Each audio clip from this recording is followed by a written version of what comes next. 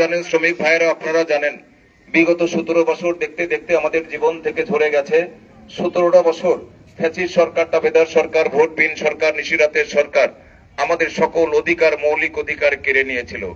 ক্ষত বিক্ষত বাংলাদেশ করেছে, সুজলা সুফলা শস্য শ্যামলা রূপ লাবণ্যের লীলাভূমি বাংলাদেশ।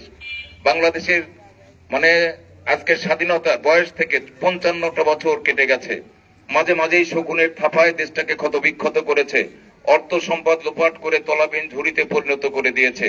সেই দেশটাকে সাজিয়ে গুজিয়ে নেওয়ার জন্য বর্তমান গণপ্রজাতন্ত্রী বাংলাদেশ সরকারের মাননীয় প্রধানমন্ত্রী প্রিয় নেতা জনাব তারেক রহমানের নেতৃত্বে আমরা এই দেশটাকে পুনর্গঠন করার জন্য আমরা বিগত ত্রয়োদশ জাতীয় সংসদ নির্বাচনের মধ্যে দিয়ে, সুষ্ঠু নির্বাচনের মধ্য দিয়ে একটি সরকার গঠিত হয়েছে। আপনারা দেখেছেন আমরা লম্বা একটা সময় অধিবেশন পরিচালনা করে গতকালকে অধিবেশনের পরিসমাপ্তি ঘটেছে। বিভিন্ন নেতারা